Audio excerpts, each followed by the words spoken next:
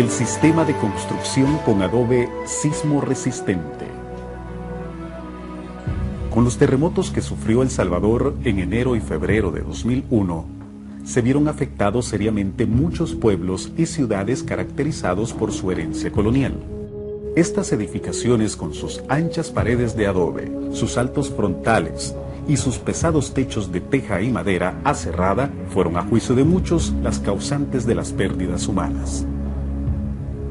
Pero el adobe continuará siendo el material básico para la construcción de las viviendas de amplios sectores de la población, por ser la tierra el único recurso con el que a veces cuentan.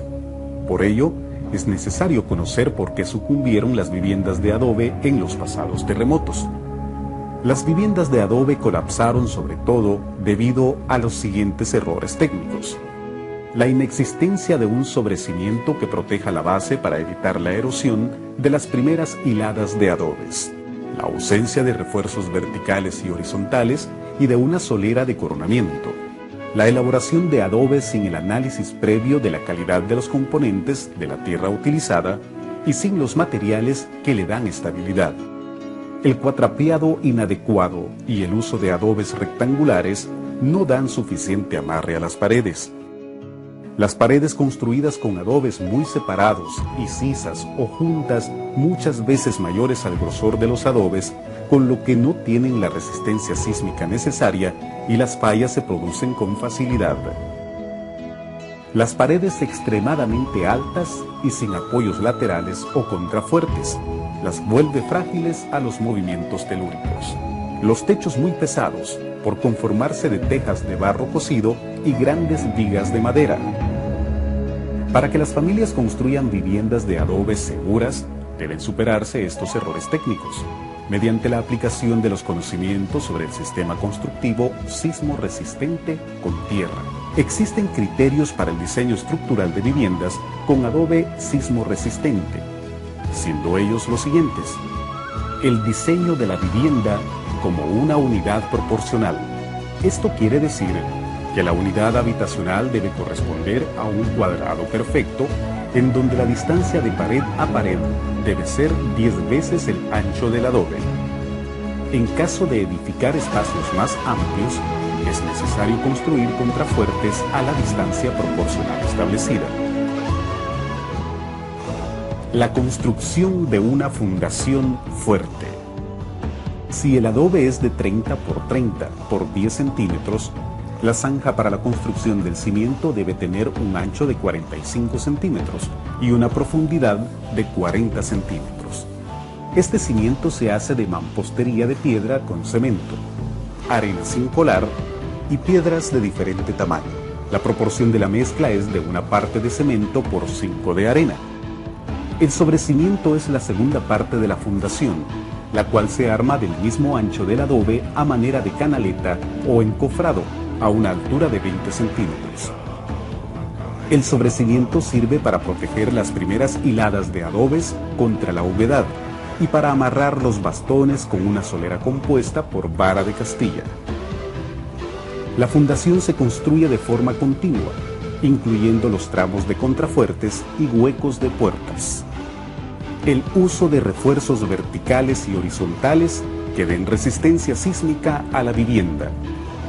Además del uso de contrafuertes que dan estabilidad, se emplea la vara de Castilla como refuerzo vertical y horizontal, que forme un entramado que dé más resistencia a las paredes. El refuerzo vertical, a manera de bastones, se amarra desde el sobrecimiento y se coloca a una distancia proporcional a los centros de la pared, aproximadamente a un espacio de 60 centímetros. Para los refuerzos horizontales intermedios se utiliza varas de Castilla, ya sea enteras o cortadas a media caña, que se amarran a los refuerzos verticales o bastones. La elaboración de adobes estabilizados. La calidad del adobe es importante para su resistencia sísmica. Esta se obtiene seleccionando adecuadamente la materia prima y haciendo las pruebas necesarias para su fabricación. En primer lugar, Se busca tierra limpia compuesta por arcilla y arena, que por lo general se encuentra a unos 30 centímetros de profundidad, pues las primeras capas son de tierra negra, hojarasca y otros materiales conformados por desechos orgánicos que no son recomendables para fabricar adobes. En segundo lugar, se determina qué materiales se usarán para estabilizar la tierra. El estabilizador es importante porque une las partículas de la tierra, la impermeabiliza y protege de la dilatación y contracción, y de esta manera el adobe adquiere más resistencia. Una vez seleccionada la tierra, se realiza un análisis de su composición y características para estabilizarla mediante el empleo de arena, arcilla, zacate o estabilizantes químicos como el cemento o la cal. La mejor tierra para fabricar adobes se logra mediante una combinación óptima entre arena y barro, porque estos tipos de tierra actúan como estabilizadores entre sí, sin necesidad de utilizar estabilizantes químicos. En tercer lugar, es indispensable realizar pruebas de plasticidad del lodo. La prueba más usada es la de la cinta o del cigarro, que consiste en hacer un cigarro de 1 centímetro de ancho por unos 15 centímetros de largo, con una masa de tierra con poca agua, y se observa a qué largo se quiebra. Así, si el cigarro se quiebra de la punta a una distancia de menos de 5 centímetros, hay que agregarle barro. Si se quiebra a más de 15 centímetros, hay que agregarle arena. Y si se quiebra entre los 5 y 15 centímetros, la tierra es buena para elaborar adobes. Una vez determinada la plasticidad requerida, se procede a mezclar los elementos procurando que queden distribuidos uniformemente. Para ello, se apisonan los materiales para eliminar aquellas piedras medianas y grandes.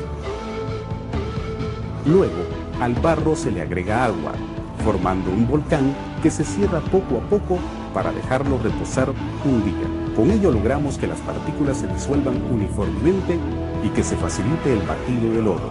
El batido de lodo se hace con los pies, auxiliándose de un azadón para facilitar el trabajo. Se bate tantas veces sea necesario, agregando el zacate o una fibra natural, hasta formar una pasta consistente y uniforme. Para fabricar adobes de buena calidad, es necesario realizar el moldeado sobre el suelo parejo y limpio. El molde o gradilla debe estar a escuadra, afinado en el borde interior y reforzado para evitar que se deformen los adobes.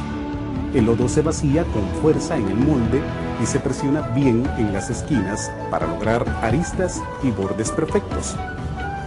Con una regla de madera se empareja el lodo sobre el molde y se evita que queden huecos. Que el lodo sea bien compactado garantiza la buena calidad de los adobes. El retiro del molde debe hacerse despacio y de manera uniforme, y también tiene que observarse que si el adobe se deforma es porque el barro contiene mucha agua, y si el adobe se agrieta es que por el contrario le falta agua. El molde debe limpiarse con un paño mojado antes de moldear el siguiente adobe, para que no se pegue a la gradilla y se deforme. Finalmente los adobes se dejan secando por 4 días, al término de los cuales se colocan de canto para quitar la rebaba y acelerar el secado.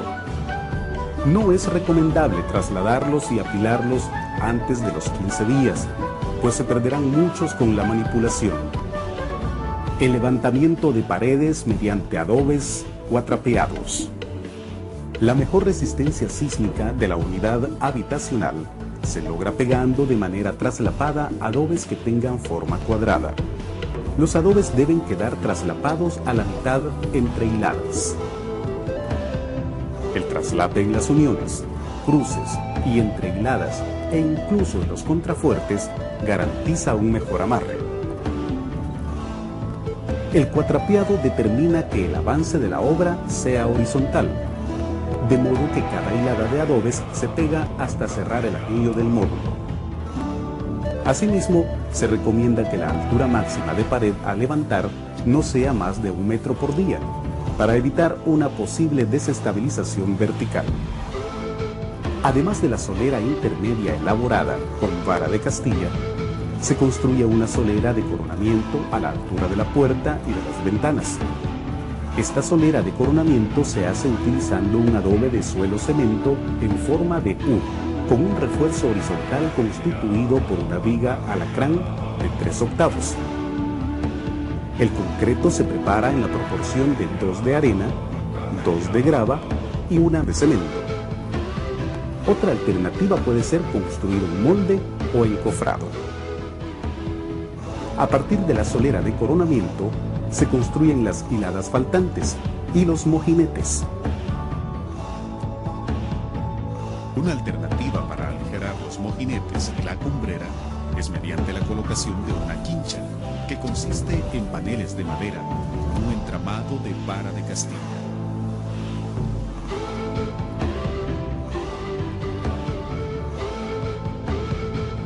El diseño de un techo aligerado. En la actualidad existe una variedad de materiales para techo que son durables, de poco peso y accesibles por sus costos. Si se opta por una estructura metálica, se recomienda la teja de microconcreto, vigas de police y largueros de varilla de hierro de 3/8 de pulgada. Protección de paredes y marco de ventanas. La humedad y el viento son los elementos que más dañan al adobe. Para evitar la dilatación y las erosiones o desprendimientos de las partículas, es indispensable proteger las paredes mediante la aplicación de una capa de repello, a cuya mezcla se agrega un estabilizante natural o químico. Una manera de preparar el repello consiste en una mezcla compuesta de arena colada y arcilla como estabilizante, en una proporción de 2 medidas de arena por 1 medida de arcilla colada. Su aplicación se hace de manera similar al repello con mezcla de arena y cemento. La pared se humedece usando una escobilla y la primera capa de repello se azota con fuerza. Luego se aplica la segunda capa emparejando con una plancha de madera. No es aconsejable hacer un repello de tierra con cemento, ya que el cemento es muy rígido y cuando la tierra se encoge o expande, el revestimiento se desprende de la pared. Para la protección del marco inferior de las ventanas, es necesario moldear una cornisa de concreto con su respectiva pendiente que funciona como botagua. Con ello, se evita filtraciones y la erosión de la pared. La vida útil de una vivienda de adobe dependerá de que los criterios técnicos se apliquen en su construcción, pero también del mantenimiento que le brinde la familia que la habita.